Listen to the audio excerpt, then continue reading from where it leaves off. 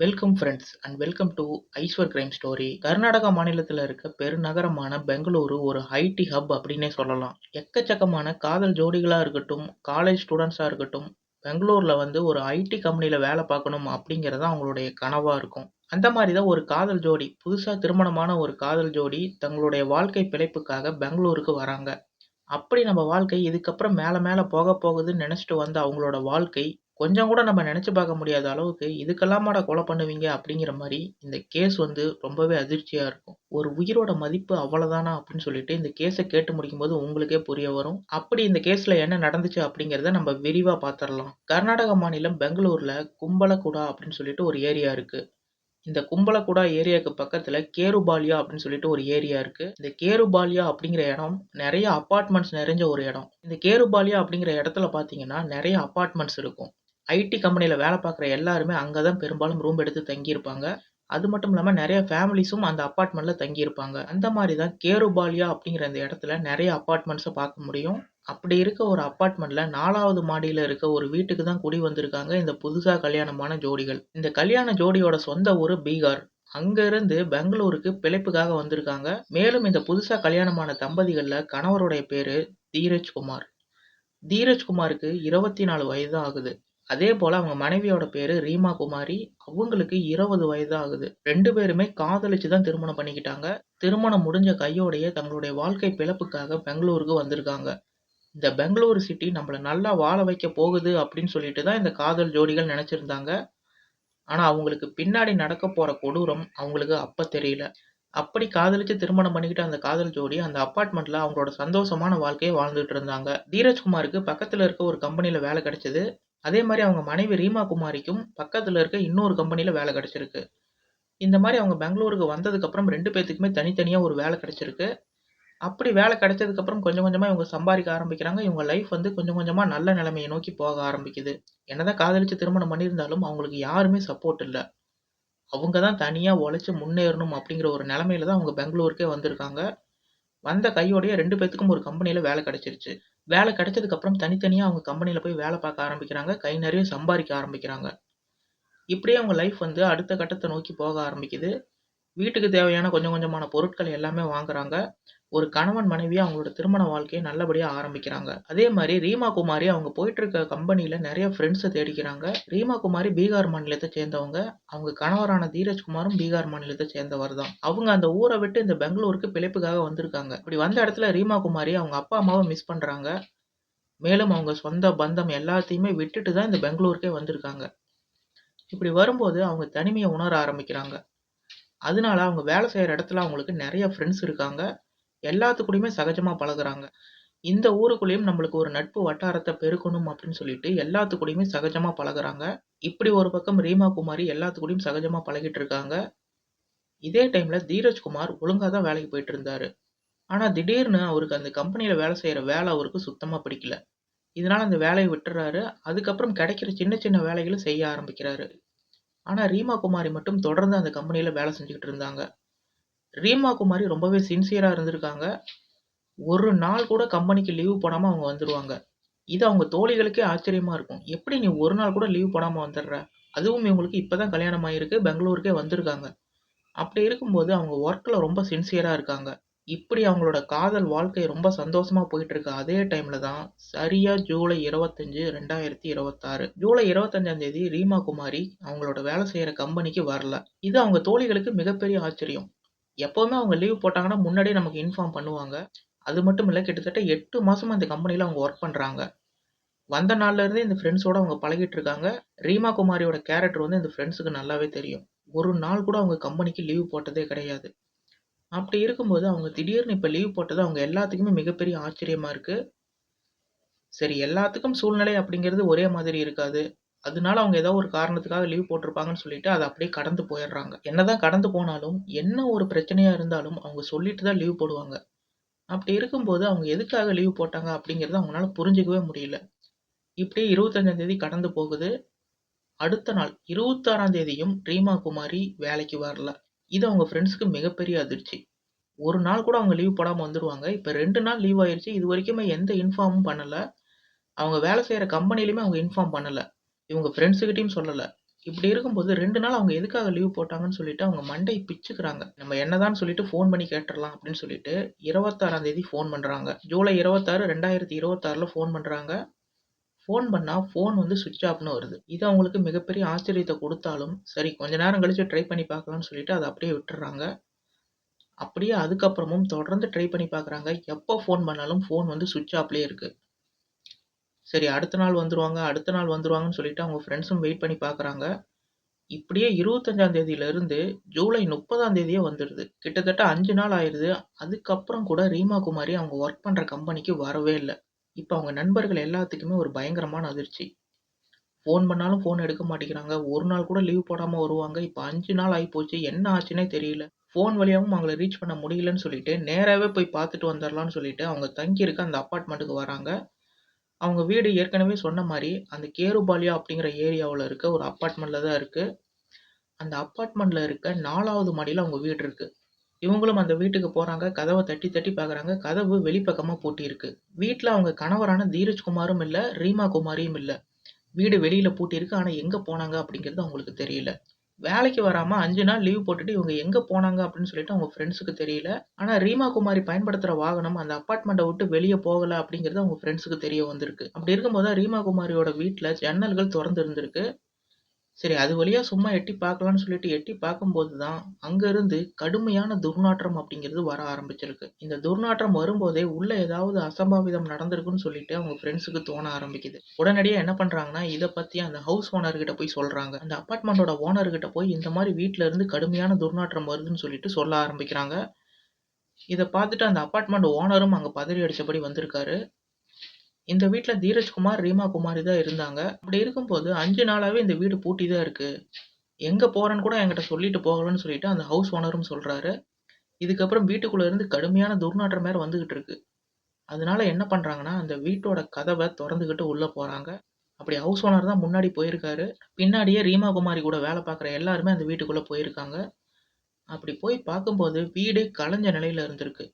இந்த வீட்டுக்குள்ள ஒரு பெரிய போராட்டம் நடந்ததற்கான எல்லா எவிடன்ஸுமே இருக்கு. வீடு ஃபுல்லாவே கலஞ்சிருக்கு. அதே மாரி வீட்டுக்குள்ள இருந்து கடுமையான துர்நாற்றம் வந்துகிட்டே இருக்கு. அது எங்கேருந்து வருதுன்னு சொல்லிட்டு பார்க்கும்போது தான், பாத்ரூம் கிட்ட இருந்து தான் வருது அப்படிங்கிறத கண்டுபிடிக்கிறாங்க. உடனடியா வந்த எல்லாரும் சேர்ந்து அந்த பாத்ரூம் கிட்ட போறாங்க. அங்க ஒரு பெட்ஷீட் அப்படியே சுத்தி மடிச்சு வச்சிருக்காங்க. ஒரு உடல சுத்தி வச்சா எப்படி இருக்குமோ, அந்த மாரி ஒரு மூட்டை இருந்திருக்கு. அந்த பெட்ஷீட்ட எடுத்துட்டு பார்க்கும்போது தான், அங்க போன எல்லாருமே அதிர்ந்து போயிட்டாங்க. அந்த பெட்ஷீட்குள்ள ரீமா குமாரி அழுகிய நிலையில சடலமா இருந்திருக்காங்க. மேலும் அவங்க மூஞ்ச பிளாஸ்டிக் கவர் வச்சு மூடியிருக்காங்க. கிட்டத்தட்ட இவங்க இறந்து 5 நாள் இருக்கலாம். கிட்டத்தட்ட இவங்க இறந்து ரொம்ப நாள் ஆன மாரி இருக்கு. கிட்டத்தட்ட இவங்க இறந்து ரொம்ப நாள் ஆன மாரி இருக்கு. உடம்பு ஃபுல்லாவே டீகம்போஸ் ஆயிருக்கு. வெளியில துர்நாற்றம் வர அளவுக்கு உடல் அழுகி போயிருக்கு. இத பார்த்துட்டு உடனடியா எல்லாரும் பதறி அடிச்சுக்கிட்டு போலீஸ்க்கு கம்ப்ளைண்ட் குடுக்குறாங்க. கும்பலக்கூடா அப்படிங்கிற போலீஸ் லிமிட்டுக்குள்ள தான் இந்த ஏரியா வந்திருக்கு. உடனடியா பெங்களூரு போலீஸ்க்கு தகவல் குடுக்குறாங்க.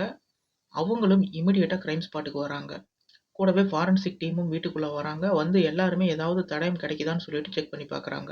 அப்படி செக் பண்ணி பார்க்கும்போது அவங்களுக்கு வீட்டுக்குள்ள எந்தவித தடயமும் இல்ல. மேலும் அவங்கள யாரோ கழுத்த நெரிச்சு தான் கொலை பண்ணியிருக்காங்க. உடல்ல வேற எந்த காயமும் இல்ல. ரீமா குமாரிய கழுத்த நெரிச்சு தான் கொலை பண்ணியிருக்காங்க அப்படிங்கிறது தெரிய வந்திருக்கு. உடனடியா ரீமா குமாரியோட உடல மீட்டு பிரேத பரிசோதனைக்காக அனுப்பி வச்சர்றாங்க.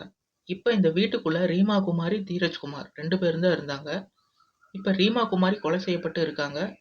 கூட இருந்த கணவர் காணோம். கணவர் வந்து அப்ஸ்காண்ட் ஆயிட்டாரு. இதிலிருந்து ஆட்டோமேட்டிக்கா தீரஜ் குமார் மேல தான் எல்லாத்துக்குமே சந்தேகம் வர ஆரம்பிக்குது.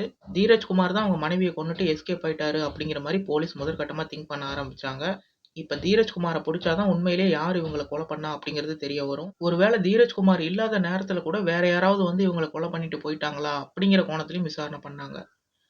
இருந்தாலும் இப்ப கணவர் ஸ்பாட்ல இல்ல. அவர கண்டுபிடிக்கிறதுக்காக ஒரு ஸ்பெஷல் டீம போடுறாங்க. அந்த ஸ்பெஷல் டீம் இன்வெஸ்டிகேஷன்ல என்ன தெரிய வருதுன்னா, அவருடைய சொந்த ஊர் வந்து பீகார். தீரஜ் குமார் ஒருவேள அவங்க மனைவிய கொலை பண்ணியிருந்தாருன்னா, பீகாருக்கு தான் போயிருக்கணும். அங்க தான் தப்பிச்சு போயிருக்கணும்னு சொல்லிட்டு முடிவு பண்றாங்க.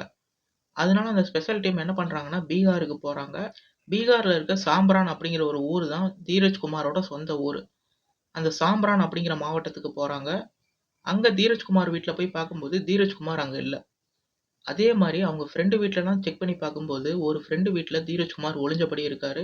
அப்படி அவங்க ஃப்ரெண்டு வீட்லலாம் விசாரிச்சுட்டு வரும்போது, தீரஜ் குமார் ஒரு ஃப்ரெண்டு வீட்ல ஒளிஞ்சிட்டு இருக்காரு அப்படிங்கிறது தெரிய வந்திருக்கு. உடனடியா பெங்களூரு போலீஸ் வந்து பீகார் போலீஸ் உதவியோட தீரஜ்குமார கைது பண்றாங்க. அவர கைது பண்ணிட்டு பீகார்ல இருந்து பெங்களூர் கூட்டிட்டு வராங்க. கூட்டிட்டு வந்து அவர விசாரிக்கும்போது தான் உண்மையிலேயே இந்த கொலை எதுக்காக நடந்துச்சு? யாரு கொலை பண்ணா? தீரஜ்குமார் தான் கொலை பண்ணாரா? அப்படிங்கிறத அவங்க கேட்க ஆரம்பிக்கிறாங்க. அப்பதான் தீரஜ்குமார் முழு உண்மையும் கன்ஃபஸ் பண்ண ஆரம்பிக்கிறாரு. அப்படி தீரஜ்குமார கைது பண்ணி விசாரிக்கும்போது, தீரஜ்குமார் போலீஸ் கிட்ட சொன்ன விஷயம் போலீஸ்க்கே அதிர்ச்சியா இருந்துச்சு. போலீஸ்க்கு மட்டும் இல்ல, இத கேட்கிற நமக்கே மிகப்பெரிய அதிர்ச்சியா இருக்கும். இதுக்காகலாமாடா கொலை பண்ணுவீங்க? அப்படிங்கிற மாரி தான் இருக்கும். அப்படி தீரஜ்குமார் போலீஸ் கிட்ட என்ன கன்ஃபஸ் பண்ணாரு? வாங்க விரிவா அவரு என்ன சொன்னாரு அப்படிங்கிறத இப்ப டீட்டெயிலா பார்த்துரலாம். இந்த தீரஜ்குமாரும், ரீமா குமாரியும் காதலிச்சு திருமணம் பண்ணிக்கிட்டாங்க. ஏற்கனவே சொன்ன மாரி இவங்க 2 பேத்துக்கும் சொந்த ஊர் பீகார் தான். ஸ்கூல்ல இருந்தே 2 பேரும் ஒண்ணா படிச்சிருக்காங்க. சின்ன வயசுல இருந்தே ஸ்கூல் படிக்கும்போதே 2 பேரும் நட்பா பழகியிருக்காங்க. இவங்க நட்பு நாளடைவுல காதலா மாற ஆரம்பிக்குது. 2 பேருமே ஒருத்தருக்கு ஒருத்தர் லவ் பண்ண ஆரம்பிக்கிறாங்க. ஸ்கூல்ல இருந்தே லவ் பண்ண ஆரம்பிக்கிறாங்க. இது அவங்க பேரண்ட்ஸ்க்கு தெரியாது. ஒரு கட்டத்துல 2 பேரும் ஸ்கூல முடிச்சுட்டு காலேஜுக்கு போறாங்க. காலேஜ்லயும் 2 பேரும் சேர்ந்து ஒண்ணா தான் படிக்க ஆரம்பிக்கிறாங்க. அப்பவுமே இவங்களோட காதல் வந்து தொடர்ந்து போயிட்டே தான் இருக்கு. அந்த பீகார்லயே அவங்க 2 பேரும் ரொம்ப சந்தோஷமா காதலிச்சுட்டு வந்திருக்காங்க. மேலும் அந்த ஊர்ல இருக்க திருவிழாக்கள், ஃபங்ஷன் எல்லாத்துலயுமே இவங்க 2 பேரும் சேர்ந்து கலந்துக்கிறாங்க. ஆனாலும் இவங்க 2 பேரும் லவ் பண்ணிட்டு இருக்காங்கன்னு சொல்லிட்டு 2 ஃபேமிலிக்குமே தெரியாது. தீரஜ் குமாரோட அப்பா, அம்மாக்கும் தெரியாது. ரீமா குமாரியோட அப்பா, அம்மாக்கும் இந்த விஷயம் தெரியாது. இப்படியே சீக்ரெட்டா இவங்க 2 பேரும் இவங்க லவ்வ கொண்டு போயிட்டு இருக்காங்க. எப்படி இருந்தாலும் ஒரு கட்டத்துல இந்த விஷயம் வெளிய தெரிய தான் போகுது. அதே மாரி அவங்க அப்பா, அம்மாக்கு இந்த விஷயம் தெரிய வந்துருச்சு. 2 ஃபேமிலிக்குமே தீரஜ் குமாரும், ரீமா குமாரியும் லவ் பண்றாங்க அப்படிங்கிற விஷயம் தெரிய வந்துருச்சு. தெரிஞ்சோனே இவங்க 2 பேத்து வீட்ல இருந்துமே கடுமையான எதிர்ப்பு. நீங்க 2 பேரும் திருமணம் பண்ணிக்கவே கூடாதுன்னு சொல்லிட்டு 2 பேருமே கடுமையா எதிர்க்கிறாங்க. ஆனா இவங்க சின்ன வயசுல இருந்து ஸ்கூல் படிக்கும்போதுல இருந்து லவ் பண்ணிட்டு இருக்காங்க. இவங்க அப்பா, அம்மா என்ன சொல்றாங்கன்னா, அவங்க குடும்ப பின்னணி வேற, நம்ம குடும்ப பின்னணி வேறன்னு சொல்லிட்டு இந்த காதல தடுக்குறாங்க. இதோட விட்டுருங்க. இது கல்யாணம் வரைக்கும் போகாதுன்னு சொல்லிட்டு 2 ஃபேமிலியுமே கடுமையா எதிர்க்கிறாங்க. ஆனாலும் 2 பேருமே உயிருக்கு உயிரா காதலிக்கிறாங்க. ஒருத்தர விட்டு ஒருத்தர் பிரியறதுக்கு சுத்தமா மனமில்ல. அதனால அவங்க என்ன பண்றாங்கன்னா, ஓடி போயிட்டு வேற ஒரு ஊர்ல வாழ ஆரம்பிக்கலாம். அங்க போய் நமக்குன்னு சொல்லிட்டு ஒரு வாழ்க்கைய அமைச்சுக்கலாம். நம்ம 2 பேரும் இவங்க சொல்ற மாரி பிரிஞ்சு வாழ முடியாதுன்னு சொல்லிட்டு ரீமா குமாரி கிட்ட சொல்றாங்க. ரீமா குமாரியும் அதே தான் சொல்றாங்க. "உன்ன பிரிஞ்சு என்னால இருக்க முடியாது. நம்ம 2 பேரும் வேற ஊருக்கு கூட தப்பிச்சு போயிரலாம்னு" சொல்லிட்டு 2 பேருமே முடிவு பண்றாங்க. பீகார்லயே வச்சு 2 பேரும் திருமணம் பண்ணிக்கிறாங்க. திருமணம் முடிஞ்ச அடுத்த நாளே ட்ரெயின் ஏறி பெங்களூருக்கு வந்துர்றாங்க. எந்த ஊருக்கு போகலான்னு சொல்லிட்டு அவங்க 2 பேருமே ரொம்ப நேரமா டிஸ்கஸ் பண்ணாங்க. 2 பேரும் பேசி கடைசியா பெங்களூருக்கு போகலான்னு சொல்லிட்டு முடிவு பண்றாங்க. அதுக்கப்புறம் பீகார்ல இருந்து பெங்களூருக்கு வராங்க. அங்க தான் ஒரு வீட்ட வாடகைக்கு எடுத்து தங்க ஆரம்பிக்கிறாங்க. கும்பலக்கூடா அப்படிங்கிற ஏரியாக்கு பக்கத்துல கேருபாலியா அபார்ட்மெண்ட்ல தான் தங்கியிருக்காங்க. இந்த கேருபாலியா அபார்ட்மெண்ட்ல 4வது மாடியில தான் அவங்க வீடு இருக்கு. இப்படி 2 பேருமே திருமணத்துக்கு அப்புறம் பெங்களூருக்கு வந்து ரொம்ப சந்தோஷமா தான் ஆரம்பத்துல வாழ்ந்துட்டு இருந்தாங்க. 2 பேருமே பக்கத்துல இருக்க ஒரு கம்பெனில வேலைக்கு தேடிக்கிட்டாங்க. தினமும் வேலைக்கு போறது, வீட்டுக்கு வர்றது 2 பேரும் ரொம்ப சந்தோஷமா தான் இருந்திருக்காங்க. ஆனா இப்படி இவங்க லைஃப் போயிட்டு இருக்கும்போது தான் அவங்க மனைவி வந்து கொஞ்சம் கொஞ்சமா அவங்க கணவர்ட்ட இருந்து டிஸ்டன்ஸ மெயின்டெயின் பண்ண ஆரம்பிச்சிருக்காங்க.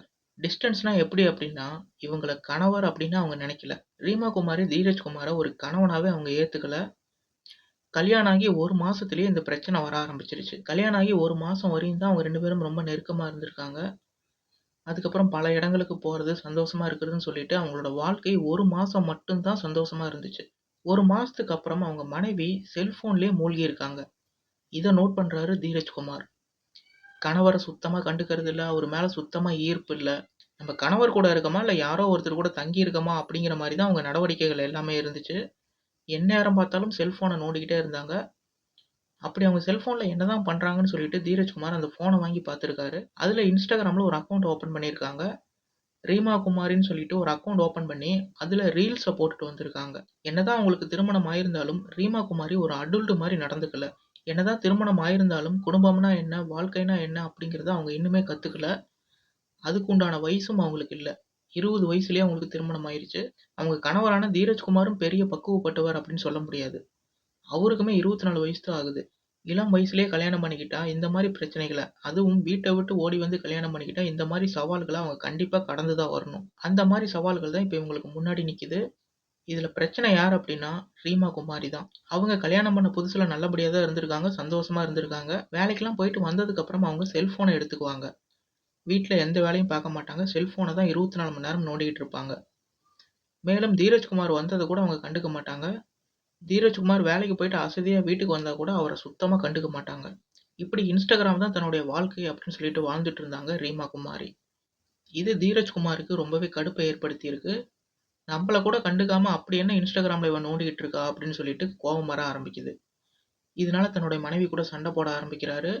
இதனால ரீமா குமாரியும் திருப்பி பேசுறாங்க. அப்படியே அவங்களுக்குள்ள சண்டைகள் அதிகமா வர ஆரம்பிக்குது. இதுதான் ஸ்டார்ட்டிங் பாயிண்ட்டா இவங்களுக்குள்ள சண்டை வர்றதுக்கு ஒரு முக்கியமான காரணம். இப்படி போயிட்டு இருக்கும்போது என்ன சொல்லியுமே அவங்க மனைவி திருந்தல. தொடர்ந்து Instagram பார்க்கறது, அதுல ரீல்ஸ் போடுறது இதே தான் அவங்க வேலையா வச்சுட்டு இருந்தாங்க. கணவருக்கு சோறு கூட சமைக்கிறது இல்ல. தீரஜ்குமார் வேலைக்கு போயிட்டு வீட்டுக்கு வரும்போது சோறு கூட அவங்க செஞ்சு வச்சிருக்க மாட்டாங்க. வீட்ல போய் பார்த்தாங்கன்னா சோறு சமைச்சிருப்பாங்க. ஆனா அந்த சாப்பாட்ட அவங்க சாப்பிட்டுருப்பாங்க. அவங்க சாப்பிட்டுட்டு இவருக்கு கொஞ்சம் கூட சோற மிச்சம் வைக்காம அவங்க சாப்பிட்டுருவாங்க. மேலும் தீரஜ்குமார் சாப்பாடு எங்கன்னு சொல்லி கேட்கும்போது, "என்னால்லாம் சாப்பாடு செய்ய முடியாது. உனக்கு வேணும்னா நீ செஞ்சு சாப்பிட்டுக்கோ" அப்படின்னு சொல்லிட்டு அவங்க மனைவி சொல்லிர்றாங்க. இதையும் தாங்கிக்கிட்டு அவரு சமைச்சு சாப்பிட்டுருக்காரு. இது 1 நாள் 2 நாள் இல்ல. இப்படியே தான் தொடர்ந்து 1 மாசத்துக்கு அப்புறம், திருமணமாகி 1 மாசத்துக்கு அப்புறம் இதே தான் தொடர்ந்து நடந்திருக்கு. தீரஜ்குமார் வேலைக்கு போயிட்டு வர்றது, சாப்பாடு சமைக்கிறது இல்ல. அதுக்கப்புறம் அவரே சமைச்சு சாப்பிடுறது. அவங்க மனைவியும் வேலைக்கு போயிட்டு தான் வீட்டுக்கு வந்திருக்காங்க. ஆனா சாப்பாடு சமைச்சு அவங்க மட்டும் சாப்பிட்டாங்க. எனக்கு எங்க சாப்பாடுன்னு சொல்லி கேட்கும்போது, "நீ ஹோட்டல்ல வாங்கி சாப்பிட்டுக்கோன்னு" சொல்லிட்டு சொல்ல ஆரம்பிக்கிறாங்க. இத கேட்கும்போது தீரஜ்குமாருக்கு செம கோவம் வருது. இருந்தாலும் என்ன பண்றதுன்னு சொல்லிட்டு ஹோட்டல்ல போய் வாங்கி சாப்பிட்டு திரும்பவும் வீட்டுக்கு வந்திருக்காரு. இப்படியே போயிட்டு இருக்கும்போது தான் தன்னுடைய மனைவி மேல அவருக்கு ரொம்பவே வெறுப்பு வர ஆரம்பிக்குது. ஏன்னா கணவருங்கிற மரியாதையும் குடுக்கறதில்ல, அவருக்கு சாப்பாடு கூட செஞ்சு போடுறதில்ல. எந்நேரமும் Instagramம நோண்டிக்கிட்டு அதுல வீடியோ போட்டுக்கிட்டு இருந்திருக்காங்க. அதே மாரி தன்னுடைய கணவர் கூட அவங்க நெருங்குறது கூட கிடையாது. படுக்கும்போது கூட 2 பேரும் தனித்தனியா தான் படுத்திருக்காங்க.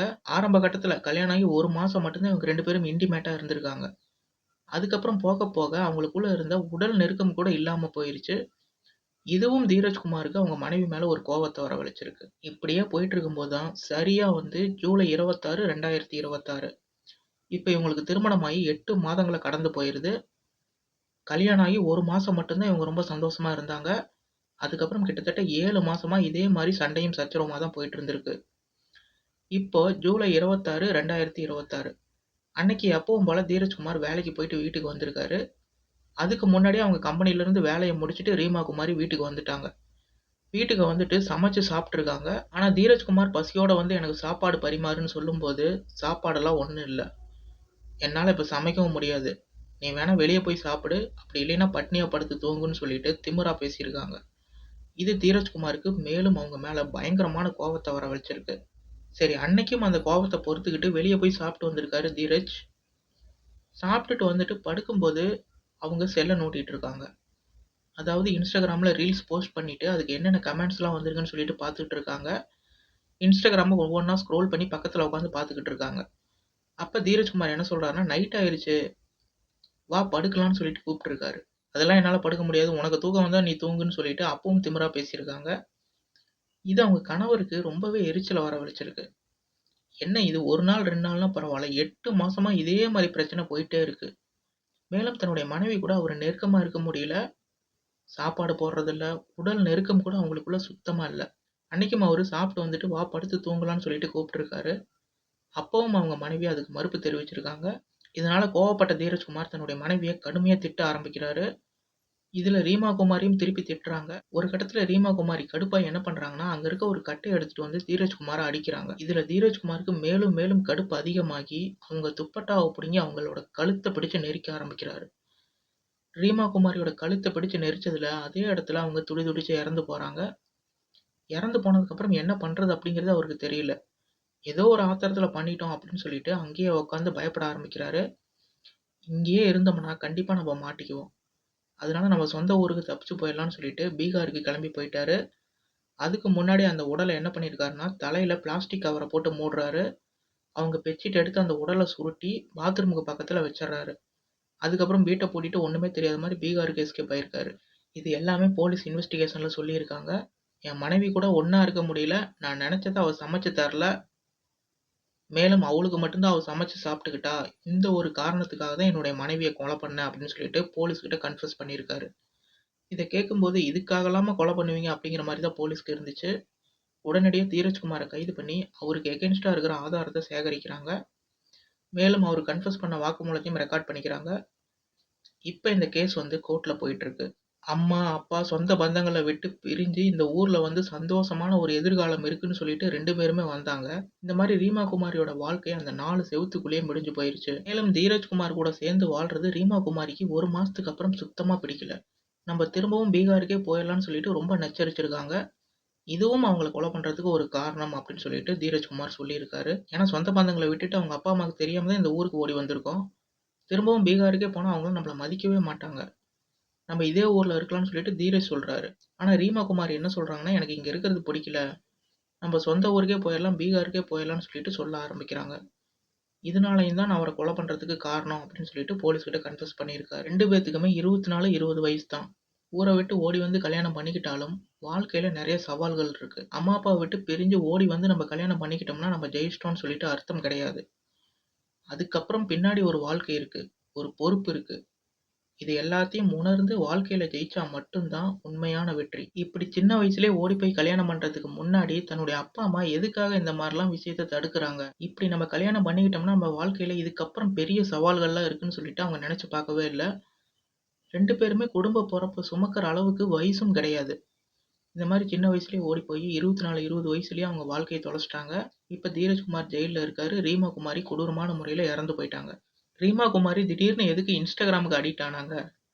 கட்ன கணவன கூட மதிக்காம Instagramலயே எந்நேரமும் எதுக்காக மூழ்கி கிடந்தாங்க அப்படிங்கிறதும் இன்ன வரைக்குமே தெரியல. இப்படி ஓடி போய் கல்யாணம் பண்ணா மட்டும் பத்தாது. அந்த வாழ்க்கையில இவ்வளவு சவால்கள் இருக்கு. அத தாண்டி தான் நம்ம ஜெயிக்க முடியும் அப்படிங்கிறத இந்த கேஸ் கண்டிப்பா உங்களுக்கு உணர்த்தியிருக்கும். இந்த கேஸ பத்தி நீங்க என்ன நினைக்கிறீங்க அப்படிங்கிறத மறக்காம கமெண்ட்ல சொல்லுங்க. இதே மாரி இன்னொரு கிரைம் கேஸோட உங்கள வந்து சந்திக்கிறேன். மறக்காம வீடியோவ லைக் அண்ட் ஷேர் பண்ணுங்க. Thank you.